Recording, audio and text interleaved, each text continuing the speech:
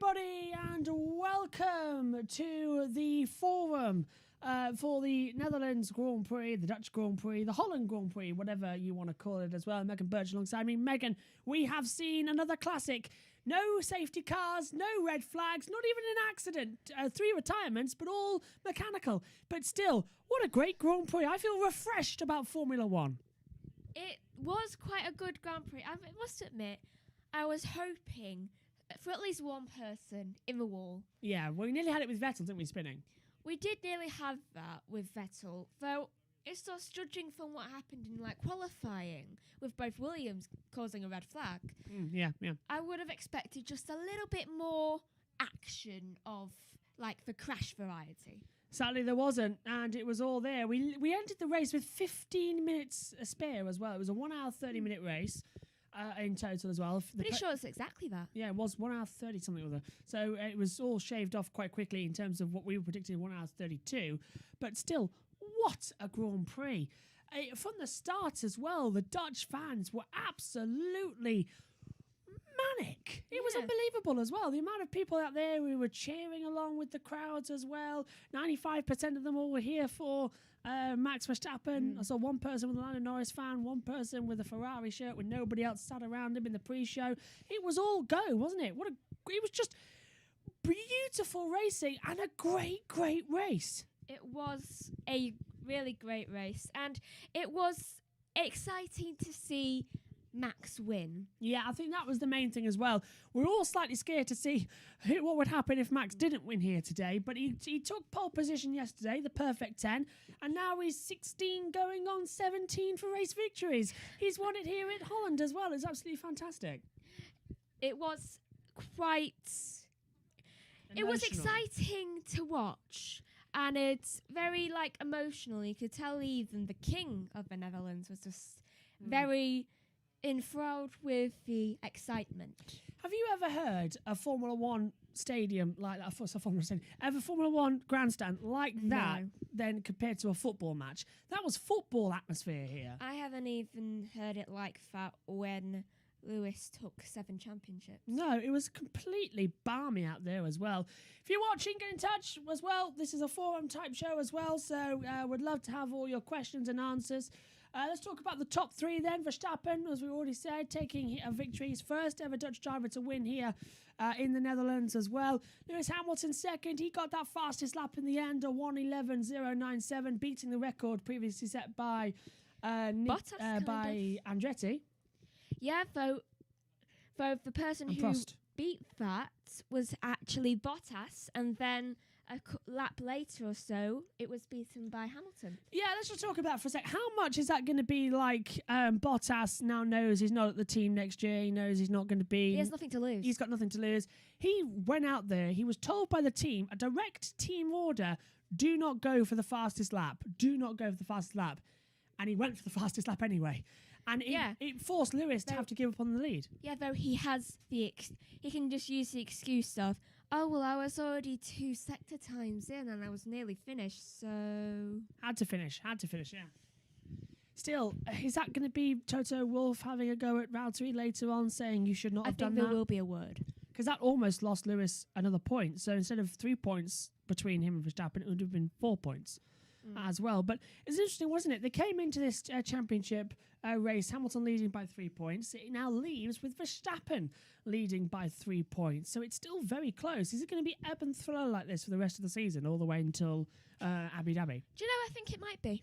I really do. We've got that bogey tracks coming as well, in terms of nobody knows exactly what's going to happen coming in at what we presume is the to-be-confirmed race at Qatar, then followed in by the Saudi Arabia race. So anything can happen at Jeddah. I think it'll be wasn't it either Lewis's first attempt at the title? 07. Yeah, or his first victory of the title. It'll go 08. on. Something like that. It'd be like 07 and 08's title decided. It's just going to be massively enthusiastic, I'm going to say, is that title. Okay, Valtteri Bottas finishing in 3rd place as well. Good result for him as well. But what was this on the grid? Is that Danny Ricciardo? Now, we heard that Ricciardo had engine problems throughout the race as well, but Anthony Davis was showing that he actually waved to abort the start. That's why the lights took so long to come on today as well. Ricciardo had his arm out the car waving, but I think he got the car restarted. It's like, please don't start yet. I'm going to get hit. So that's unusual that they didn't abort the start there. Very, very strange, but they kept it going and out there. Right, let's take a look at the full results then here from the Dutch Grand Prix. We've still got our commentary systems operational as well with the camera angle you saw earlier on. So the top three, Verstappen, Hamilton and Bottas, the only drivers, Megan, to finish on the lead lap. Everybody else got lapped. That was a shocker, wasn't it? I think that's the first time in a very long time that we've seen that. Definitely, just the podium finish on the lead lap.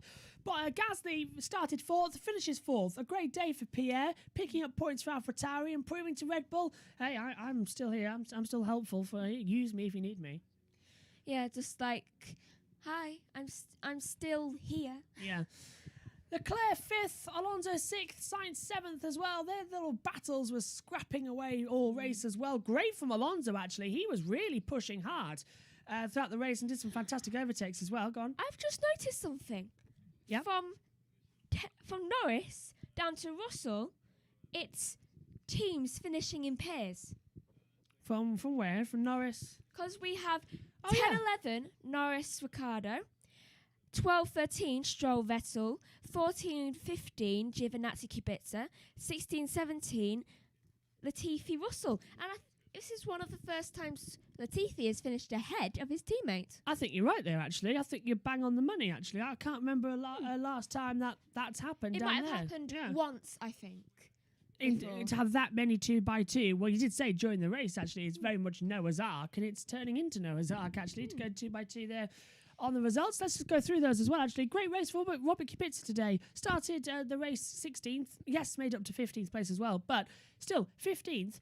When he's had zero practice on this car since Hungary or Silverstone, and he's done incredibly well. And is he in the car next weekend for Italy? Probably so. We'll go better there as well. It's likely. Just give Kimi a little bit more time to recover. Yeah, got to have another one to recover as well.